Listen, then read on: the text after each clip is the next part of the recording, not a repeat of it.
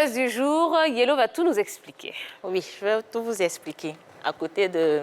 Je te suis, vas-y. Capi, vous avez mis votre brassard à l'envers. À l'envers. Ouais. C'est un faux joueur. Ça dépend de qui regarde. C'est pas Ça joueur. ouais. Si on regarde du haut, effectivement. C'est pas un bon capitaine même. Alors, un bon Yellow, capitaine. dites-nous tout. Alors, de nombreux parents, dans cette période de confinement-là, se demandent à quand la reprise des cours. On n'en peut plus des enfants turbulents dans la maison, qui cassent tout, qui font du bruit à la maison. À quand la reprise des cours? Alors aujourd'hui, notre dernier numéro de la semaine de Sabuzz s'intéresse aux tout petits et particulièrement à un jeune Iranien, une nouvelle pépite du football. Découvrons-la. À seulement 8 ans, Arad Hosseini est une star des réseaux sociaux. Le prodige iranien qui vit à Liverpool, en Angleterre, apparaît quotidiennement en exécutant parfaitement des séries de jongles spectaculaires, bicyclettes et autres gestes techniques. Le jeune Hosseini possède également des capacités physiques bien au-dessus de la moyenne, avec notamment ses abdos surdéveloppés, comme le fait à merveille Cristiano Ronaldo. Fan incontesté de Lionel Messi, l'enfant effectue régulièrement ses exercices en enfilant le maillot barcelonais de son modèle. Le génie argentin, lui, est épaté par le talent du gamin. Messi a remercié Hosseini pour ses vidéos et a ajouté qu'elles étaient impressionnantes. Poussé par son père à pratiquer le sport avec intensité, le jeune garçon dit aimer également le taekwondo et la gymnastique. Son paternel, qui est parfois critique pour faire fournir trop d'efforts à son rejeton, explique que c'est sa façon à lui de donner de l'espoir aux familles iraniennes pauvres. Quoi qu'il en soit, le talent du gamin de 8 ans fait le buzz. Alors Wow. là, 8 ans seulement. 8 ans, cet enfant. Impressionnant, hein? Prodige, hein. Impressionnant. Ben oui, moi, avant, moi, quand j'étais petit, j'étais comme ça. Ah bon? Ouais. À 8 ans, je faisais mieux que ça. Hein. Ouais, mais écoute, c'est vraiment quelqu'un à suivre de près. Mais le problème, c'est que quand ils sont enfants, ils font ces prouesses-là, mais en grandissant, le talent fout le camp. Ah, c'est ça la vérité, hein? Lui, Est-ce que c'est vraiment le talent? Est-ce que c'est pas la concentration, l'acharnement sur le travail qui fout le camp, peut-être? bon, ça dépend aussi dans quel milieu il grandit, ça dépend de comment on le suit. Et si le père qui est derrière, qui est en train de le suivre, s'il n'arrête pas, s'il ne décroche pas, ça veut dire que l'enfant, il sera un futur champion. Mais si le père démissionne, c'est sûr que l'enfant ne va plus suivre ce qu'il faisait. Et c'est tout ce que vous voyez comme prouesse, à partir de 18 ans, vous n'allez plus retrouver les mêmes. Voilà, actuellement, il est dans un environnement qui l'encourage à pouvoir mieux jouer comme ça, à pouvoir donner de telles performances. Mais c'est ce que Gou disait tout à l'heure. Si le père n'est pas là, est-ce que cet enfant-là continuera de jouer? Est-ce que cet enfant-là aura toujours ces performances-là? Voilà la question qu'il faudrait se poser. Bon, après, quand on voit que Messi, son idole, a quand même réagi à cela, c'est une belle motivation quand même pour l'enfant. Hein, Ah, mais Messi il se revoit quand même en cet enfant-là. Certainement, certainement. Parce que lui, il a une histoire similaire aussi. Hein. Quand il commençait en Argentine, là-bas, il était tout petit, avec des problèmes, de croissance. Il intègre le Barça au début des années 2000. Et puis après, il devient le grand Messi que tout le monde connaît aujourd'hui. Donc, il voit un peu un cas similaire. Là, Messi est impressionné. C'est sa première réaction. Il dit impressionnant parce que l'enfant, il a toute la palette. Hein, crochet, coup du sombrero, passement des jambes, jongle. Bon, vraiment, c'est une vraie pépite. Un talent à l'état brut. Bon, là, il n'a que 8 ans. Mais il faut savoir que ce garçon, dès l'âge de 2 ans déjà, était gymnaste. Hein, star des plateaux de télé là-bas dans son pays en Iran. Et puis là, en ce moment, il vit à Liverpool. Est-ce que les clubs ont déjà commencé à repérer le garçon pour le suivre et le former? Ce qui serait une chose formidable. Mais entre ce qu'il fait maintenant et l'avenir, je pense qu'il y a un fossé quand même. Il y a un fossé. Il va falloir regarder ça. Il y a un fossé, mais là où il est, je crois qu'il faut le prendre des mains du père. Parce que le père n'a pas tout l'encadrement pour pouvoir suivre l'enfant. S'il y a un club professionnel, soit le Barça, le Real, ou bien Liverpool, ou bien, comment on appelle, voilà, Chelsea, le prend, ils ont un centre de formation où on regroupe déjà les enfants de son âge. Et si c'est fait dans ce sens-là, c'est sûr qu'on a un futur champion. Oui, moi je connais un cas similaire à celui du jeune garçon. Mais ici en Afrique, souvent c'est mal vu. Hein. Moi j'avais un ami, il s'appelait Petit Kwaku. On avait tous de 8 ans, mais il était très formé, un enfant formé avec des abdos. Nous on avait peur de lui. Hein. On ne marchait plus avec lui, on ne jouait plus avec lui parce qu'il nous frappait à tous les coups. Il savait tout faire. Il savait faire des écarts gymnastiques comme ce que le petit fait.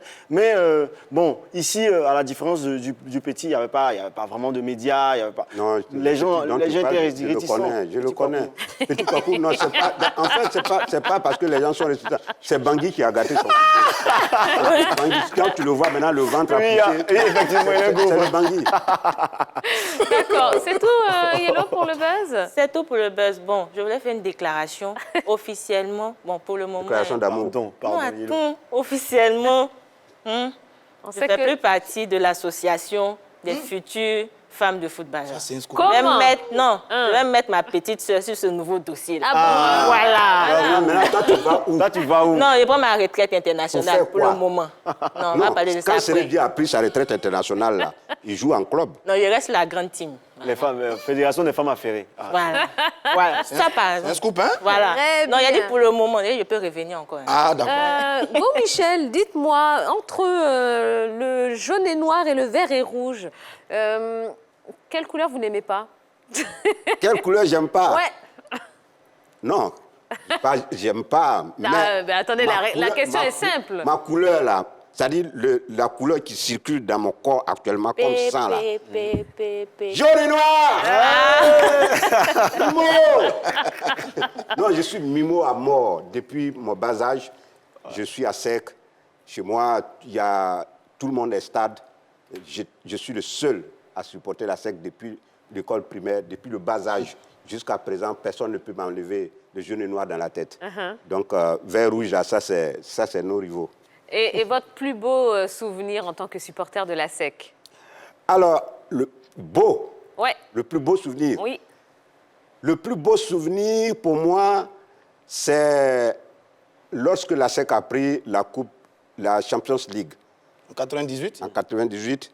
Et puis après, ils ont pris la Super Coupe. Ça, c'était vraiment mon plus beau souvenir. Mais mon souvenir, que je sais que quand tu demandes ton plus beau souvenir, Ah ben forcément. après, le souvenir amer va venir. Le souvenir le plus douloureux. Le plus douloureux, c'est ASEC Orlando. 95. ASEC Orlando, petit. Orlando Pirates. 1995. Ça se passe de commentaires. ASEC Orlando, je ne sais pas comment j'ai pu passer la nuit. Je ne sais pas. Jusqu'à présent, je me demande dans quelles conditions j'ai passé la nuit. Il était dans le Mais sur ce match-là, Oui. les actionnaires, ils se sont préparés de diverses façons. Hein? Oui. Vous étiez préparés comment? Est-ce que vous avez acheté un mouton que vous avez déjà... Non, en fait, nous, c'était un tas à Bobo. On a pris un bar. Hey! Wow. On a pris un bar complet. On l'a habillé aux couleurs jaune et noir. Ouais. On a déposé une vraie sonorisation là pour que la fête continue juste après la victoire. Et le repas était préparé, mais ça allait être... À notre époque, on appelait ça boum.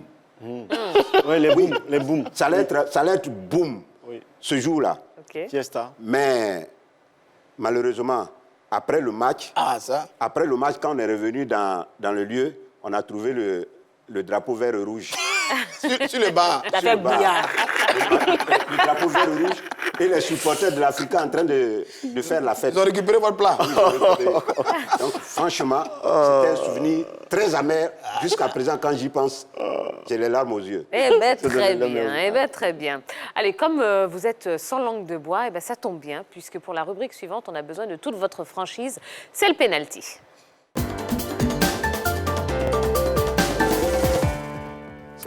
C'est vraiment franc. Ou tu connais ou tu connais pas. Ah, le penalty, ben voilà, comme vous êtes un habitué de l'émission, un très grand téléspectateur de la grande team, donc vous connaissez, on va vous proposer 4 photos qui vont se retourner les unes après les autres. Et puis il va falloir adresser un message à la personne qui se trouve derrière la photo. Ça tout n'a qu'à être de simplement. bonnes personnes. Hein, parce que Ah ben, on ne sait pas, on ne sait pas pas. envoyer. Hein. Ah, Alors, on y va tout de suite avec la première photo. oh! Hervé Renard. Hervé Renard, voilà un renard de terrain, voilà un renard de joueur, voilà un renard de jeu. Tu es bon, quand tu es bon là, il n'y a rien à dire. on peut se mettre contre toi, mais ta qualité reste, c'est Dieu qui t'a donné. C'est-à-dire, jusqu'au bout, tu vas agir comme il se doit. N'en déplaise aux jaloux. Hervé Renard, il est ce qu'il est, mais ses qualités d'entraîneur, on ne peut pas lui enlever ça. Ouais. Tu es bon. On y va tout de suite pour la photo numéro 2. Ouais. Yeah. Ce gars-là, on ne peut pas avoir deux. Voilà quelqu'un qui mange l'athlétisme comme Garba. Ouais. Tu es un grand champion. Un champion reste un champion. Quoi que tu fasses, tu as marqué ton temps. Et vraiment, il va falloir travailler dur, cravacher dur pour atteindre ton niveau là. Sois fier de ce que tu as fait. L'Afrique te reconnaîtra ça. Oui, bravo. Il y a mon Parce que cousin Jamaïque, c'est l'Afrique. Hein? Ah, d'accord. Exactement, Voilà. Oui. exactement, on est bien d'accord. Troisième photo. Ben, Samy Samy affectueusement, je l'appelle Samy. Et Samuel, c'est quelqu'un aussi qui n'a pas sa langue dans la poche. Quand il pense, il dit. Voilà, c'est ça, c'est un jusqu'au boutiste, comme le dirait l'autre. Et sur le terrain, c'est quelqu'un qui n'a pas d'arrière-pensée. Il file droit au but. Lui, ce qui est dans sa tête, c'est mettre la balle au coin. Voilà, donc vraiment, c'est un homme de poigne, c'est un homme qui est assez vivace et viril sur le terrain. Voilà, lui, ses pensées ont commencé à se dévier. Quand j'ai dit viril, on sent vraiment... c'est que le champion, on te suit. Là où tu es, on te suit. Même si demain, tu as raccroché complètement les crampons, sache que tu es et tu demeures un grand champion. L'Afrique t'a suivi. C'est toi qui nous as amenés au Barça. Parce que moi, je n'étais pas supporter du Barça. Mais c'est quand toi, tu es allé au Barça qu'on est tous allés supporter le Barça. Tu es un grand champion, tu restes un grand champion. Ne change pas tel que tu es. Quand tu vois, tu dis. Voilà, c'est ça qui fait l'homme, c'est ça qui caractérise l'homme. Il ne faut pas tourner, avoir deux tons. Non, toi, tu as un seul visage, tu as une seule couleur. Quand tu pars, tu pars. Reste comme ça. Et vraiment, on te suit. c'est beau, c'est beau. Et la dernière photo, la photo numéro 4.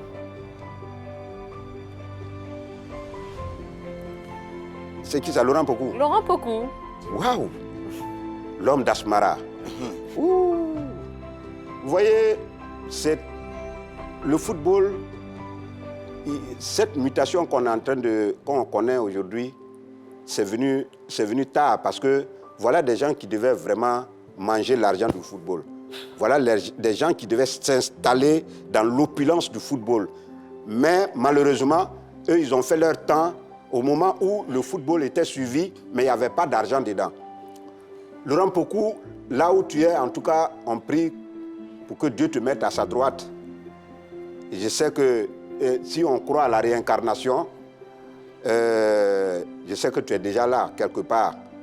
Et tu vas ressurgir, mais il faut ressurgir en Côte d'Ivoire pour que les générations à venir puissent découvrir les prouesses que tu avais, tes qualités de joueur que tu avais avant. Et je sais que là où tu es couché, tout le monde pense, tout le monde prie pour toi. Et voilà, pour le repos de ton âme, parce que tu as rendu d'énormes services au pays, tu as rendu d'énormes services à la nation, on ne t'oubliera jamais.